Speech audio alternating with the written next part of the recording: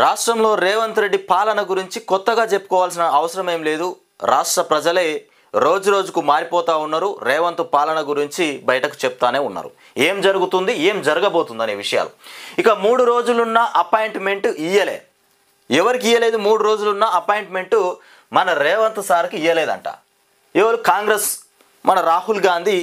ఇక వీళ్ళు మొత్తానికి అపాయింట్మెంట్ ఇవ్వలేదంట. రేవంత్ను దగ్గరకు రానివ్వని హస్తం పెద్దలు అసలు రేవంత్ రెడ్డిని మొత్తానికి దగ్గరికి రానియలేదట. మరి బీజేపీ వాళ్ళు కావచ్చు, బీజేపీ వాళ్ళతో మంత్రులతో టచ్లో ఉన్నట్టున్నాడు. వాళ్ళు రానిచ్చిరు అనుకుంటా మొత్తానికి. ఇక ప్రతి పర్యటనలోనూ రేవంత్ రెడ్డికి భంగపాటు. సొంత పార్టీ కంటే బీజేపీ నేతలతోనే ఎక్కువ భేటీలు కూడా చేస్తూ ఉన్నాడంట. అయితే 3 రోజులు అక్కడ ఉన్నా కానీ 3 రోజులు అపాయింట్మెంట్ 3 రోజులు వెయిట్ చేసినట అపాయింట్మెంట్ కోసం. అతనికి అపాయింట్మెంట్ ఇయ్యలే. కాంగ్రెస్లో ఉన్న పెద్దలు ఆయన కలవలే మొత్తానికి. ఇక బీజేపీ వాళ్ళతో టచ్లో ఉంటున్నట ముఖ్యమంత్రి రేవంత్ రెడ్డి. ఇక దీన్ని రాహుల్ గాంధీ దృష్టిలో పెట్టుకున్నాడేమో. మొత్తానికి రేవంత్ రెడ్డికి అపాయింట్మెంట్ ఇవ్వకుండా తిప్పించుకుంటా ఉన్నాడు అటు ఇటుగా. ఇక సొంత పార్టీ కంటే బీజేపీ నేతలతోనే ఎక్కువ భేటీలట. మీడియాతో మొత్తానికి చిట్ చాట్, కేంద్ర మంత్రులతో ఇక మీటింగ్లు కూడా పెడతా ఉన్నారంట.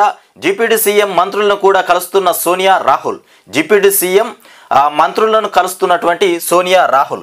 ఇక రేవంత్ను కాంగ్రెస్ పెద్దలు దగ్గరకు రానివ్వకపోవడం, కేంద్ర మంత్రుల వరుస అపాయింట్మెంట్ల పైన అనుమానాలు కూడా వ్యక్తమవుతున్నాయి. కేంద్ర మంత్రుల వరుస అపాయింట్మెంట్ల కేంద్ర మంత్రులు ఉంటారు కదా, వాళ్ళతోని వరుసగా అపాయింట్మెంట్లు తీసుకోవడం పైన కూడా అనుమానాలు వ్యక్తమైపోతున్నాయంట. రాహుల్ గాంధీ కథ రేవంత్ రెడ్డి చేసిన పనికి దగ్గరకు కూడా రానిస్తారట కాంగ్రెస్ పెద్దలు. ఈ విధంగా ఉన్నది కథ. 3 రోజులు ఉన్నా కానీ అపాయింట్మెంట్ అయితే దొరకలేదట. తెలంగాణ ముఖ్యమంత్రి రేవంత్ రెడ్డి ఇప్పుడు కాంగ్రెస్ పార్టీలో ఒక ఆసక్తికరమైనటువంటి చర్చగా మారారు. కాంగ్రెస్కు అన్ని రకాలుగా సహకరిస్తున్న ఏకైక రాష్ట్రం తెలంగాణ. కానీ సీఎం రేవంత్ రెడ్డికి మాత్రం ఢిల్లీ పెద్దలు ఏమాత్రం సహకరించడం లేదని రాజకీయ వర్గాల్లో ఇక జోరుగా చర్చ జరుగుతోంది. ఇక ఎన్నిసార్లు వెళ్ళి తలుపులకు వచ్చినా తలుపులు తీయడం లేదని కూడా ఢిల్లీ నుంచి గల్లీ దాకా వినిపిస్తున్న మాట గతంలో అనేక సార్లు అదే జరిగిందని, ఈసారి అసెంబ్లీని బంద్ చేసి వెళ్ళిన అపాయింట్మెంట్ మాత్రం దొరకలేదని కూడా తెలుస్తోంది. మొన్న అసెంబ్లీ సమావేశాలు స్టార్ట్ అయిపోయినాయి. మరి మంత్రివర్గ విస్తరణ విషయం మీద కలుద్దామని పోయిండో, మరి లేకపోతే అసెంబ్లీ సమావేశాల్లో మరి ఏం మాట్లాడదామని కొని పోయిండో కానీ మొత్తానికి ఢిల్లీకి పోయిండంట మన రేవంత్ రెడ్డి సారు ముఖ్యమంత్రి. పోతే రాహుల్ గాంధీ అపాయింట్మెంట్ ఇవ్వలే, కాంగ్రెస్లో ఉన్న పెద్దలు ఇవ్వలే అపాయింట్మెంటు. మరి అసెంబ్లీలో ఏ విషయం పైన చర్చ చేయాలి, ఏ విషయం మీద మాట్లాడాలి అనే అంశాలను వాళ్ళతో మాట్లాడదామనుకొని ఢిల్లీకి పోయినట్టున్నాడు రేవంత్ రెడ్డి సారు. కానీ వాళ్ళ అపాయింట్మెంట్ ఇవ్వకపోవడానికి కారణం ఏంటంటే కేంద్ర మంత్రులతోని మొత్తానికి సంభాషణలు, వాళ్ళతోనే మీటింగ్లు పెడుతుండట మన రేవంత్ రెడ్డి సార్. అదానితోని రేవంత్ మమేకమై స్నేహభావంతో ఉంటురు కదా, దాని విషయం పైన కూడా రాహుల్ గాంధీకి కోపం వచ్చేసింది. ఇక రేవంత్ను పక్కకు పెట్టే పరిస్థితులు నెలకొంటున్నాయి. ఈయన నా ముఖ్యమంత్రి పదవి ఎక్కడ పోతుందో, మరి ఇంకా వేరే మంత్రులకు ఏదైనా పదవులు అప్పజెప్పే అవకాశం ఉందా అనే ఆలోచనలో పడిపోయాడు ముఖ్యమంత్రి రేవంత్ రెడ్డి. మరి ముఖ్యమంత్రి పదవి తీసేసి మరి ఇంకేదన్నా మంత్రికి ఇట్లా అప్పజెప్పిండు అనుకో, ఈయన పరిస్థితి గోవిందా అయిపోతుంది. ఇక ఇట్లా ఉన్నది పరిస్థితి. మొత్తానికి మంత్రులు కూడా మంత్రివర్గ విస్తరణ కొన్ని శాఖలు కూడా రేవంత్ రెడ్డి దగ్గరనే ఉండిపోయినాయి. ఆ శాఖల్ని కూడా పేర్లు ఖరారు చేసి వాటిని ఢిల్లీకి తీసుకోపోయి అక్కడ ఫైనల్ తీసుకొని వద్దాం అనుకున్నాడంట. కానీ ఆయనకు అపాయింట్మెంట్ మాత్రం దొరుకుతలేదు. మరి ఇకపోతే మరణాల బాధ్యత సర్కారుది. కామన్ మెనూ ప్రారంభించాక విద్యార్థులతో కలిసి భోజనం చేస్తున్నటువంటి ముఖ్యమంత్రి రేవంత్ రెడ్డి కామన్ మెనూ ప్రారంభించిండ్రు. మొత్తానికి నెలలో 2 రోజులు మటన్ పెట్టి 4 సార్లు చికెన్ అంట. నెల రోజుల్లో 2 సార్లు మటన్, 4 సార్లు చికెన్ హాస్టల్లో మొత్తానికి ఏర్పాట్లయితే ప్రభుత్వం చేస్తోంది. దానికి రేవంత్ రెడ్డి గ్రీన్ సిగ్నల్ ఇచ్చేసాడు. కానీ నాణ్యమైనటువంటి ఫుడ్ పెడితే బాగుంటుంది. ఎవరైనా విద్యార్థులు చనిపోతే మరణాల బాధ్యత సర్కారదే అని కూడా చెప్తున్నటువంటి అంశం. ఇక హాస్టల్లో పిల్లలు చనిపోతే బాధ్యత ఎవరిది? తల్లిదండ్రులు నమ్మి హాస్టల్లో చేర్పిస్తున్నారు. ఇక మరణాలు రిపీట్ కాకుండా చూడాల్సిన బాధ్యత సర్కారుది, అధికారులదని కూడా మేము వచ్చినాకనే గురుకులాలు మంచిగా అయినాయి, అధికారులు భయంతో పనిచేస్తారని కూడా విద్యాశాఖ నా దగ్గర పెట్టుకున్న మొత్తానికి పిల్లలతోనే మేనేజ్ ఇక కమిటీలు కూడా వేస్తాం. ఇక మేము మొదటి రోజే పుస్తకాలు, యూనిఫామ్లు ఇస్తున్నాం. చిలుకూరు గురుకులంలో కామన్ మెనూ ప్రారంభించిన సీఎం, విద్యార్థులతో కలిసి భోజనం చేసిన రేవంత్ రెడ్డి. ఇక మొత్తానికి అధికారులు కూడా ఉన్నారట. ఇది కథ. మొత్తానికి గురుకులాల్లో ఎవరైనా విద్యార్థులు చనిపోయినా అది సర్కారుది లేదంటే అధికారులదే బాధ్యత. ఫుడ్ పాయిజన్ వల్ల ఇంకేదైనా ఇతరత్ర విషయాలపైన నమ్మి హాస్టళ్లకు విద్యార్థులను పంపిస్తాం, పిల్లల్ని తల్లిదండ్రులు పంపిస్తూ ఉంటారు. తల్లిదండ్రులు పంపించారంటే బాధ్యత హాస్టల్ వాళ్ళే తీసుకోవాలి. హాస్టల్ వాళ్ళదే పూర్తి బాధ్యత, పిల్లలకి ఏమైనా వాళ్ళదే బాధ్యత. ఇక అల్లు అర్జున్ విడుదల, చంచల్గూడ నుంచి రిలీజ్. మొత్తానికి చంచల్గూడ నుంచి అల్లు అర్జున్ రిలీజ్ అయిపోయినాడు.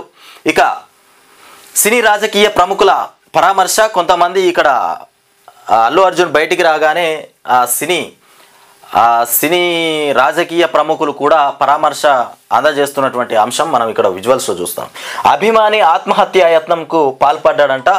అల్లు అర్జున్ను విడుదల చేయాలంటూ ఓ అభిమాని ఆత్మహత్యాయత్నం చేశారు. హైకోర్టు బెయిల్ ఇచ్చినప్పటికీ రాత్రంతా జైల్లోనే పెట్టడంతో ఇక మనస్తాపం చెందిన అభిమాని చంచల్గూడ జైలు ముందు శనివారం తెల్లవారుజామున ఒంటిపై పెట్రోల్ పోసుకొని సూసైడ్కు ప్రయత్నించాడు. ఇది గమనించిన పోలీసులు వెంటనే అతడిని ఇక ఆపడంతో ప్రమాదం కాస్త తప్పిపోయిందంట. మొత్తానికి నేను చట్టాన్ని గౌరవించే వ్యక్తిని, ఇక కేసు కోర్టుల్లో ఉంది, ఏం మాట్లాడలేను. ఇక థియేటర్ ఘటన అనుకోకుండా జరిగినటువంటి అంశం, ఆ ఘటనకు నాకు ప్రత్యక్ష సంబంధం లేదు. రేవతి కుటుంబానికి అండగా ఉంటా, ఇక శ్రీతేజను త్వరలో పరామర్శిస్తా, మీ అందరి ప్రేమకు థ్యాంక్ యూ అంటూ అల్లు అర్జున్ కోర్టు చెప్పినా విడుదల చేయలే. ఇక లాయర్ కోర్టు చెప్పినా విడుదల చేయలే అంటూ లాయర్ చెప్తున్నటువంటి అంశం. ఇకపోతే రిలీజ్ ఆలస్యంపై ఇక న్యాయ పోరాటం చేస్తామంటూ న్యాయవాది చెప్తున్నారు. ఇక ప్రభుత్వం మొత్తానికి సర్వనాశనం అవుతోందని కూడా చిన్ని కృష్ణ చెప్తున్నటువంటి అంశం. మొత్తానికి ప్రభుత్వం సర్వనాశనం అయిపోతుందట తెలంగాణ రాష్ట్రంలో. రేవంత్ రెడ్డి పాలన మొత్తానికి సర్వనాశనం అయిపోయిందని చెప్తున్నారు. ఇకపోతే సిద్ధారెడ్డిది ధైర్యవంతమైనటువంటి నిర్ణయం అంట. తెలంగాణకు గొప్ప సందేశాన్ని ఇచ్చారు తను. ఇక పురస్కారాన్ని తిరస్కరించడం పైన ప్రశంసలు. అస్తిత్వ రక్షణకు మరో పోరాటం అవసరం. సంస్కృతి పరిరక్షణలో ఇక కవులు, కళాకారుల పాత్ర గొప్పది. ఇక సిద్ధారెడ్డిని కలిసిన మొత్తానికి కేటీఆర్ ఉద్యమాల తల్లినే ఆరాధిస్తాం. ఇక ఎస్సీ వర్గీకరణ తీర్పుకు మేము కారణమంటూ జమిలి వచ్చిన 2029లోనే ఎన్నికలు కూడా జరపబోతున్నామని చెప్తారు. జమిలి వచ్చిన తర్వాత 2029లో జమిలి ఎన్నికలు జరగబోతాయంట. ఇక గురుకులాల పిల్లలంటే చులకన, గురుకులాల పిల్లలంటే చులకనగా ఉందా? ప్రభుత్వానికి మొత్తానికి సందేశం ఇస్తున్నటువంటి మాజీ మంత్రి హరీష్ రావు. పిల్లలు చనిపోతున్నా కనీసం కనికరం లేదా? పిల్లలు చనిపోతున్నావని కనికరం లేదా? ఇక కనీసం నైపుణ్యమైనటువంటి నాణ్యమైనటువంటి ఫుడ్ పెట్టరా? ఇక సీఎంకు మాటలు ఎక్కువ, చేతలు తక్కువ. మన రేవంత్ రెడ్డి సార్కు మాటలు ఎక్కువనే ఉంటాయి, చేతలు తక్కువనే ఉంటాయి. పేగులు తీసి మెడలేసుకుంటా, లాగుల్లో తొండలు తొడిగిస్తా, లేకపోతే ఉరికి చురికి కొడతా, ఈపులు బలుగుతాయి. ఇగో ఇట్లాంటి వాడోవాడు వీడోవాడు ఇగో ఇట్లాంటి మాటలు మాట్లాడుకుంటా పోవడు. పెద్ద పెద్ద మాటలు మాత్రం పెద్ద పెద్దగా ఉంటాయి, పని మాత్రం ఏముండదు. ఎక్కడేసిన గొంగడి గక్కనే, అదేదో శాస్త్రం, ఎక్కడేసిన గొంగడి గక్కనే ఉంటుంది అంటారు చూడు, ఆ రకంగా అయిపోతుంది మన ముఖ్యమంత్రి రేవంత్ రెడ్డి పాలన. ఇకపోతే హాస్టల్ పిల్లల మీద లేదు హరీష్ రావు. ఇక ఢిల్లీ పెద్దల మీద ఉన్న ప్రేమ, వాస్తవానికి రేవంత్ రెడ్డికి ఢిల్లీ పెద్దల మీద ఉన్నటువంటి ప్రేమ హాస్టల్ విద్యార్థుల మీద లేదు. ఢిల్లీ పెద్దలంటే తనకు నిధులు ఇస్తారు, తనను కాపాడుకుంటారు, రేపు పొద్దున దేశ రాజకీయాల్లోకి తీసుకుపోతారు. మరి పిల్లలతోని ఏం లాభం ఉన్నది? ఏం లేదు. 2 తిట్లు 3 మొటిక్కాయలు తప్ప ఇంకో లాభం లేదు. అందుకోసం పిల్లల్ని పక్కకు పెడతాడు రేవంత్ రెడ్డి సారు. వాళ్ళతో ఏం పని ఉండదు. ఢిల్లీ పెద్దలంటే ఆయన పదవులు, ఆయన హోదాను నిర్ణయించే వాళ్ళు ఢిల్లీ పెద్దలు, అందుకే వాళ్ళతోనే అవసరం. ఇక సోమవారం లోక్సభకు జమిలి బిల్లు, మొత్తానికి సోమవారం నాడు లోక్సభకు జమిలి బిల్లు పోయే అవకాశం ఉందట. జమిలి బిల్లు సోమవారం నాడు పెడతారంట లోక్సభలో. ఇకపోతే కొంచెమైనా ఆర్సెనిక్తో ముప్పే, కొంచెమైనా ఆర్సెనిక్తో ముప్పేనట. ఇక మూత్రపిండాల క్యాన్సర్ పొంచి ఉంటుంది, అమెరికా శాస్త్రవేత్తల హెచ్చరిక. మొత్తానికి మూత్రపిండాల క్యాన్సర్ పొంచి ఉంటుందట. ప్రాణాలు నిలపాల్సినటువంటి నీరే కాలకూట విషమవుతోంది. ఇక కడివేడు పాలను ఒక చుక్క విషం నాశనం చేసినట్లు కూడా జీవనాధారమైనటువంటి జలాన్ని కొద్దిపాటి అర్సెనిక్ కలుషితం చేస్తోంది. ఇక ప్రపంచవ్యాప్తంగా కూడా చాలా ప్రాంతాల్లో తాగునీటిలో మొత్తానికి తిష్ట వేస్తున్నటువంటి ఈ హానికర రసాయనంతో మొత్తానికి ఊహించని దానికన్నా ఎక్కువగానే ప్రమాదం పొంచి ఉందని కూడా అమెరికా శాస్త్రవేత్తల తాజా పరిశోధనలో వెల్లడైంది. చాలా స్వల్ప పరిణామంలో ఈ పదార్థం తాకిడికి గురైన మూత్రపిండాల క్యాన్సర్ ముప్పు గణనీయంగా పెరుగుతుందని కూడా తేలింది.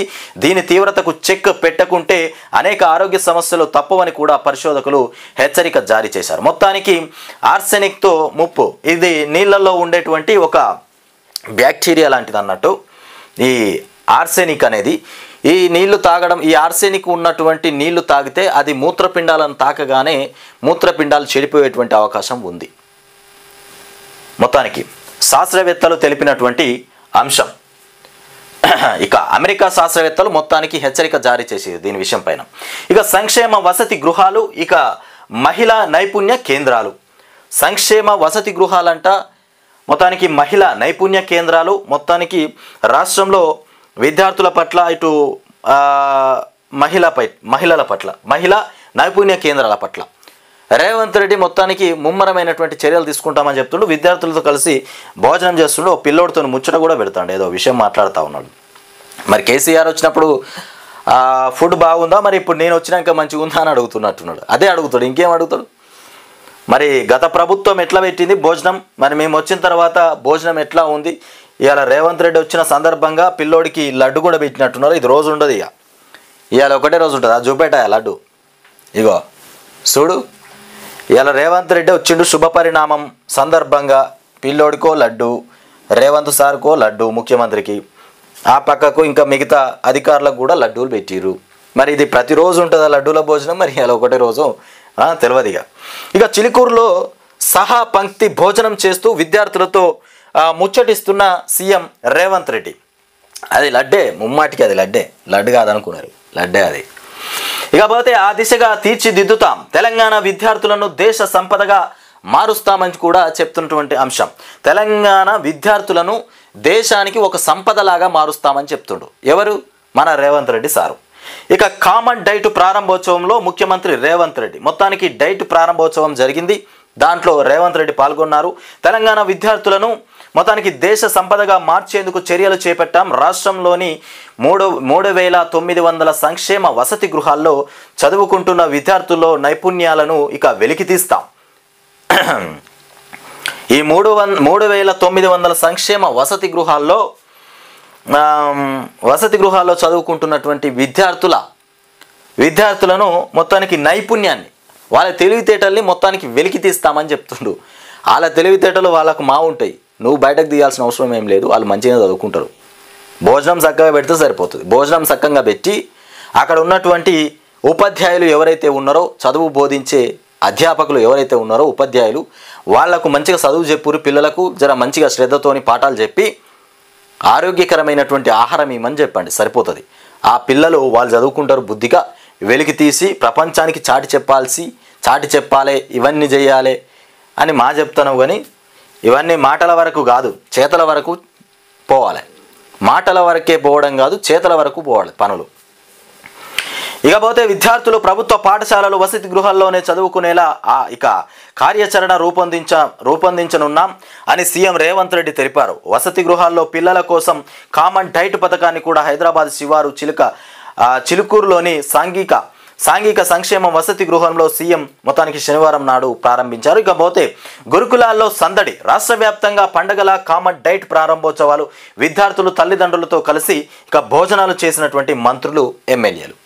మొత్తానికి గురుకులాల్లో సందడి నెలకొన్నది. రేవంత్ రెడ్డి సార్ పోయిండు, ఇక ఆడికి పోగానే ఇటు మంత్రులు, ఉప ముఖ్యమంత్రి వచ్చిండో రాలేదు మరి, బట్టి విక్రమార్క, మంత్రులు అంట, ఇక ఎమ్మెల్సీలు, అధికారులు, మొత్తం హాస్టల్ గురుకుల మొత్తం సందడిగా మారిపోయిందంట. పండగ వాతావరణం నెలకొన్నదంట సార్ పోయినందుకే. ఇక సంక్షేమ విద్యార్థులకు సంపూర్ణ భోజనం, నెలకు 6 సార్లు మాంసాహారం, మిగిలిన రోజుల్లో గుడ్డు తప్పనిసరి. ప్రతిరోజు గుడ్డు పెడతారట అయ్యా, ప్రతిరోజు ఒక గుడ్డు ఉంటుందట. నెలలో 6 సార్లు మాంసాహారం అంటే 2 సార్లు మటన్ పెడతారు, 4 సార్లు చికెన్ పెడతారు. ఇక పిల్లలకు చచ్చిపోయిన వాటిని అయితే తీసుకురాకూరి, చచ్చిన గొర్రెలు తీసుకొచ్చి పెట్టారు పోరగాళ్ళకు పిల్లలకు. ఇకపోతే రైతుల చలో ఢిల్లీ ఉద్రిక్తం, అన్నదాతలపైన బాష్పవాయువు, జలఫిరంగుల ప్రయోగం, 18 మందికి గాయాలు, నిలిచిన మొత్తానికి నిరసన యాత్ర. ఇక పంజాబ్ హర్యానా సరిహద్దు శంభులో అన్నదాతలపైన ఫిరంగులు ప్రయోగిస్తున్న పోలీసులు, మొత్తానికి రైతులపైన బాష్పవాయువు, మొత్తానికి జల ఫిరంగుల ప్రయోగం కూడా చేస్తూ ఉన్నారట. జల ఫిరంగుల ప్రయోగం అలాగే బాష్పవాయువు కూడా విడుదల చేశారు. వీళ్ళ నిరసన చెల్లా చెదురు అయిపోయే విధంగా మొత్తానికి ఉద్రిక్త వాతావరణం అయితే నెలకొన్నదంట. ఇక మొత్తానికి భాజపా అగ్రనేత అయినటువంటి అద్వానీకి అస్వస్థత చేకూరింది. ఇకపోతే భాజపా అగ్రనేత ఎల్కే అద్వానీ తీవ్ర అనారోగ్యంతో ఆసుపత్రిలో చేరారు. ఢిల్లీలోని ఇంద్రప్రస్థ అపోలో ఆసుపత్రిలోని ఐసీయూలో వైద్యులు ఆయనకు చికిత్స అందిస్తున్నారు. ఇక భారత మాజీ ఉప ప్రధాని అద్వానీ ఆసుపత్రిలోని ఐసీయూలో చికిత్స పొందుతున్నారు. ఇక వైద్య పరీక్షలు చేయించడంతో పాటు ఇక మందులను కూడా ఆయనకు అందిస్తున్నాం అని శనివారం ఆసుపత్రి వర్గాలు మొత్తానికి వెల్లడించాయి. ఇక హస్తం గుప్పిట, రాజ్యాంగం విలవిలలాడిపోతుందంట. రాజ్యాంగం మొత్తం హస్తం గుప్పిట విలవిలలాడిపోతుంది. దేశ భిన్నత్వంలో విషబీజాలు నాటింది. ఇక రాహుల్ ప్రియాంకల పైన విరుచుకుపడిన మోదీ మొత్తానికి సవర్కర్ను సమర్థిస్తారా అంటూ రాజ్యాంగం స్థానే మనుస్మృతి ఇక ఉండాలని కూడా ఆయన చెప్పలేదా? ఇక భాజపాను ప్రశ్నించిన రాహుల్ గాంధీ, మొత్తానికి భాజపాను రాహుల్ గాంధీ ప్రశ్నించినారంట.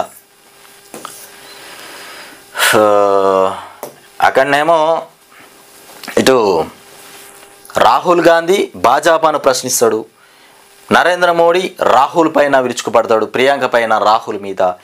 ఇట్లా ఉన్నది కథ. ఇకపోతే ఇంకొక విషయం ఏంటంటే, ఇది వెలుగు దినపత్రికలో కూడా వార్తలు ఏమొచ్చినాయో చూద్దాం. మొత్తానికి ఇలా హరీష్ రావు వార్త రాసుకొచ్చిరా వెలుగులో. ఇక్కడ కింద ఉన్న చూడరు. ఇక ఎన్నడగానే వల్లే మరి ఈ వెలుగు దినపత్రికల ఇదే మొదటిసారి.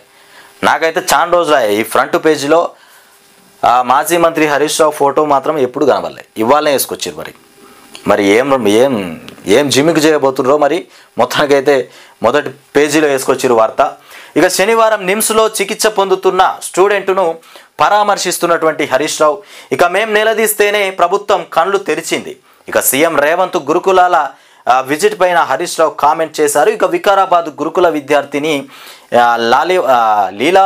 లీలావతికి పరామర్శ అందజేస్తున్నటువంటి హరీష్ రావు. మొత్తానికి ఇవాళ బీఆర్ఎస్ వాళ్ళు గట్టిగా నిలదీస్తేనే ఇవాళ ముఖ్యమంత్రి రేవంత్ రెడ్డి గురుకులాల పైన ఒక దృష్టి పెట్టిండు. లేదంటే గురుకులాల విషయం ఆయనకు అవసరమే లేదు. పిల్లలు చనిపోయినా, పిల్లలు అస్వస్థతకు గురైపోయినా, వాళ్ళు ఎలాంటి ఆహారం తీసుకున్నా ఆయనకు సంబంధం లేదన్నట్టుగా విడిచిపెట్టేటోడు. ఇవాళ బీఆర్ఎస్లో ఉన్నటువంటి కేటీఆర్, అటు హరీష్ రావు వీళ్ళంతా నిలదీయడం వల్లనే ఇవాళ నెలకు 6 సార్లు మటన్ పెడతానని ప్రకటన చేసిండు. నాణ్యమైన ఫుడ్ పెట్టాలని గురుకులాల్లోకి పోయి వాళ్ళతో భోజనాలు అయితే చేస్తూ ఉన్నాడు. ఇవాళ భోజనాలు చేసే విజువల్స్ కూడా మనం చూస్తూనే ఉన్నాం. ఇకపోతే మొత్తానికి రేవంత్ రెడ్డికి ప్రతిపక్షం ఉంటే చాలా బెటరే. ఎందుకంటే ఆయనకు తప్పేంది అనేది తెలియదు. ప్రతిపక్ష పోళ్ళు తప్పు గిదయా అని చూపెడితే దాని దగ్గరికి పోతుండు, ఆయనతో అటో ఇటో నీట్గా చేసుకుంటుండు, పని అయితే కంప్లీట్ చేసుకుంటుండు. ఆయన పదవిని కాపాడుతుంది ఇవాళ బీఆర్ఎస్ వాళ్ళే ముఖ్యంగా చెప్పాలంటే. ఎందుకంటే నువ్వు చేసే తప్పు గిది అని వేలెత్తగానే ఆడికి పోయి దాన్ని క్లియర్ చేసుకుంటుండు మొత్తం మీద. అదే జరుగుతుంది. అద్వానీకి అస్వస్థత, రాజ్యాంగం పైన బీజేపీ దాడి చేస్తుందంట. రాహుల్ గాంధీ చెప్తుండు, బీజేపీ వాళ్ళు రాజ్యాంగం మీదనే దాడి చేస్తున్నారట మొత్తానికి. ఇక మనుస్మృతిని అమలు చేయాలని సవర్కర్ ఇక అన్నారు. ఇక రాహుల్ మొత్తానికి కేంద్ర ఎస్సీ ఎస్టీ బీసీల బొటన వేళ్ళు నరుకుతున్నదని కూడా ఫైర్. రాజ్యాంగంలో భారతీయత ఏమీ లేదని కూడా దాని స్థానంలో మనుస్మృతిని కూడా తీసుకురావాలని సవార్కర్ స్పష్టంగా చెప్పారు. అదే తీరుగా బీజేపీ వ్యవహరిస్తున్నదని, 24 గంటలు రాజ్యాంగం పైన దాడి చేస్తున్నది కాంగ్రెస్, ఇక ఇండియా కూటమి పార్టీలు అని కూడా చెప్తున్నారు. ఇక రాజ్యాంగ రక్షకులైతే బీజేపీ, ఇక ఆర్ఎస్ఎస్, ఇక మనుస్మృతి మద్దతుదారులు. మీరు ఇక ప్రధాని మోదీ ధారావిని అదానీకి అప్పగించి అక్కడి ఇక చిరు వ్యాపారుల బొటన వేలను కూడా నరికేశారు.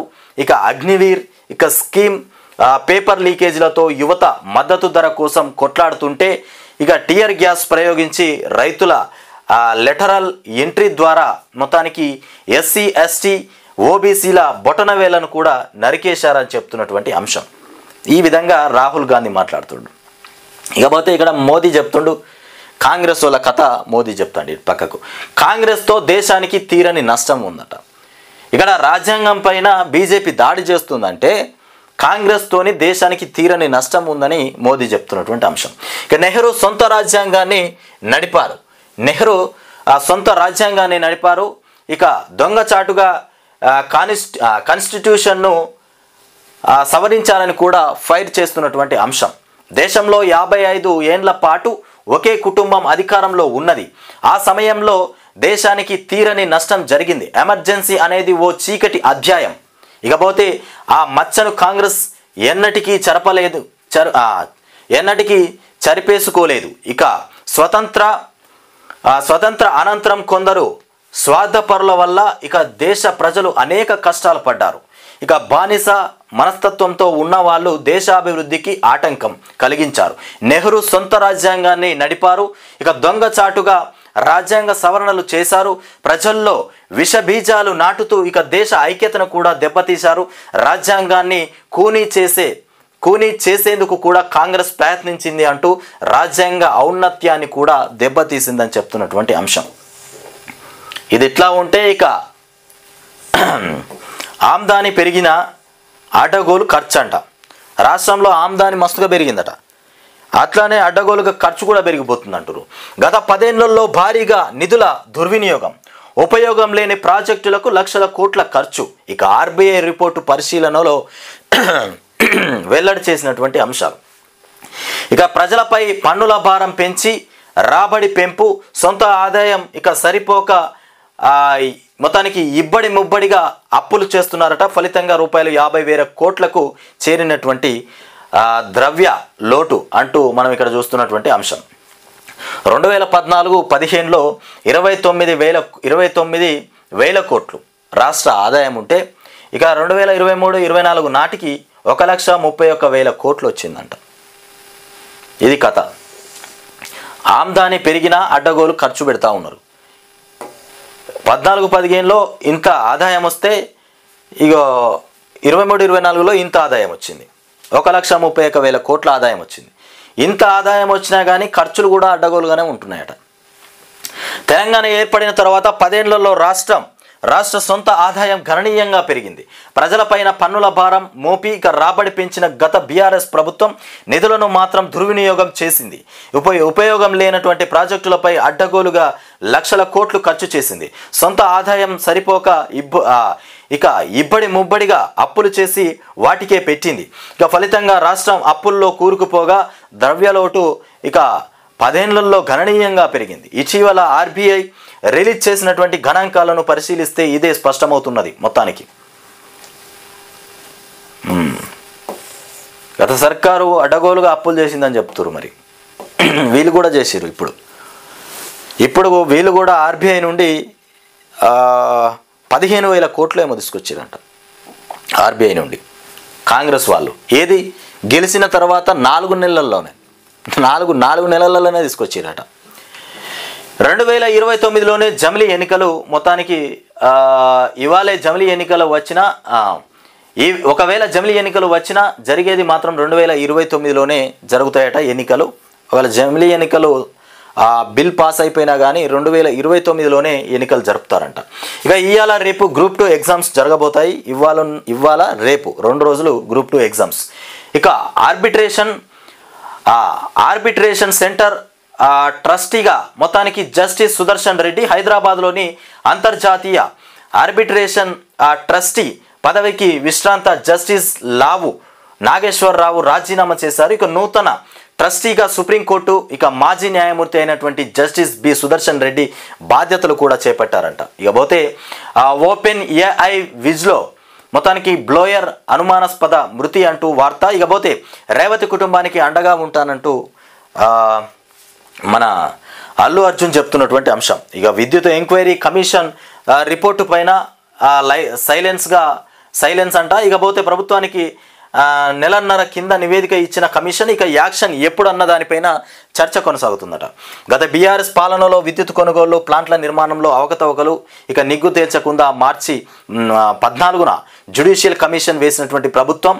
ఇకపోతే విద్యుత్ సంస్థల సిఎండీలు సహా మొత్తం 28 మందిని విచారించిన కమిషన్ ఇక తమ వాదనలు వినిపించిన విద్యుత్ రంగ నిపుణులు ఇక 100 పేజీలతో అక్టోబర్ 28న కమిషన్ నివేదిక అంటూ మొత్తానికి వార్త. ఇక గతంలో గొర్రెల పంపిణీ పోతే విద్యుత్ విషయం పైన బీసీ బంధు పైన ఇంకా పోతే ఇంకేమున్నాయి మిషన్ భగీరథ పైన ఇట్లాంటి అంశాల మీద మొత్తానికి సర్వే మొత్తానికి వాటిలో ఉన్నటువంటి లొసుకులేంది అన్యక్రాంతమైపోయిందా, ప్రజలకు మరి కరెక్ట్గానే ఉపయోగించిరా, ఎక్కడైనా మోసాలు జరిగినాయా అనేటువంటి అంశం మీద మొత్తానికి ఎంక్వైరీలు చేస్తూ ఉన్నారు. అది స్టార్టింగ్ నుండి జరుగుతూనే ఉన్నది ఎంక్వైరీ, ఇంకా పూర్తి కాలే. ప్రభుత్వం కాంగ్రెస్ ప్రభుత్వం అధికారంలోకి రాగానే మొట్టమొదటిసారిగా ఎంక్వైరీలే చేపట్టారు.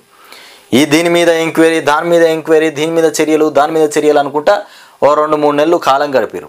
అటు ఇటు కాలం గడిపేసరికల్లా మేడిగడ్డకు సంబంధించి కూడా పెద్ద రచ్చ కొనసాగింది. మేడిగడ్డకు సంబంధించి దాని మీద కూడా 2-3 నెలల కాలం చెల్లుబాటు అయిపోయింది. అసెంబ్లీ పక్కన పెట్టి మేడిగడ్డకు బస్సులలో పోయి మేడిగడ్డ ఎట్లా కట్టిరు, మేడిగడ్డ మరి ఎట్లా కుంగిపోయింది, పిల్లర్స్ ఎట్లా దెబ్బతిన్నాయి, ఇట్లాంటి అంశాల మీద ఆడిగిపోయి మొత్తం దాన్ని రచ్చరంబోలా చేసిరు. అక్కడ బస్సులో ఎమ్మెల్యేలు ఎమ్మెల్సీలు వీళ్ళంతా కలిసిపోయారు. ఆడికి ఓవైపు కాంగ్రెస్ వాళ్ళు పోతే మరోవైపు బీఆర్ఎస్ వాళ్ళు పోయారు. ఈ ఇద్దరు పోయిన తర్వాత బీజేపీ నుండి కూడా కేంద్ర మంత్రులు పోయినరు. మన కిషన్ రెడ్డి అడిపోతే బండి సంజయ్ ఇడిపోతే ఈటల రాజేందర్ వీళ్ళు కూడా పోయారు మేడిగడ్డను సందర్శించడానికి. మరి ఎట్లా కుంగిపోయింది, దాని మీద ఏం చర్యలు తీసుకోవాలి, మరి ఎవరి లోపం అనేటువంటి అంశాల మీద పోయారట వీళ్ళంతా పోయారు కూడా. ఇకపోతే కుటుంబ పాలనలో రాజ్యాంగం దుర్వినియోగం అయిపోయింది. మొత్తం కుటుంబ పాలన అంటే ఎవరిది? రాహుల్ గాంధీది. కుటుంబ పాలన వాళ్ళది. దాంట్లో మొత్తం రాజ్యాంగం మొత్తం కూని అయిపోయిందంట. భారతీయ విద్యార్థులపైన కెనడా కన్నెర్ర, డాక్యుమెంట్లు తిరిగి సమర్పించాలని కూడా ఇమిగ్రేషన్ అధికారుల ఆదేశాలంట. మొత్తానికి డాక్యుమెంట్లు తిరిగి సమర్పించాలని ఇమిగ్రేషన్ అధికారులు చెప్పిరట. మొత్తానికి ఇక పెంపుడు సింహానికి ఖైదీలే ఆహారం. పెంపుడు సింహానికి ఖైదీలే ఆహారంగా మారిపోయినారంట. ఒక్కొక్కటిగా బయటకు అసద్ పాలనలోని అకృత్యాలు. ఇక అసద్ టైగర్ ఫోర్స్ కీలక అధికారిక బహిరంగ ఉరి. అరే పెంపుడు సింహానికి ఖైదీలనే ఆహారంగా వేసిండట ఈయనే. ఎవరు? అసద్ పాలనలోని ఈయనే. మస్తు మంచోడా పాలనాకారుడు. తన పెంచుకున్నటువంటి సింహానికి ఏకంగా ఖైదీలనే ఆహారంగా వేసిండంట. ఇక అమెరికా గగనతలంలో మిస్టరీ డ్రోన్లు, రాత్రి వేళల్లో దర్శనం కూల్చివేయాలన్న ట్రంప్. అమెరికా గగనతలంలో మిస్టరీ డ్రోన్లు తిరుగుతూ ఉన్నాయట రాత్రి వేళల్లో. వాటిని రాత్రి వేళల్లో దర్శనం ఇస్తున్నాయట. వాటిని కూల్చేయాలని చెప్పినటువంటి ట్రంప్. ఆర్మీ చీఫ్ కార్యాలయంలో చారిత్రక 1971 చిత్రం తొలగింపు. ఇక పాక్తో యుద్ధ విజయానికి గుర్తు ఫోటో స్థానంలో యుద్ధ ట్యాంకులు, ఇక కృష్ణార్జునులు, ఇక చాణక్యుడు ఉన్నటువంటి చిత్రం ఏర్పాటు చేయబోతున్నారట.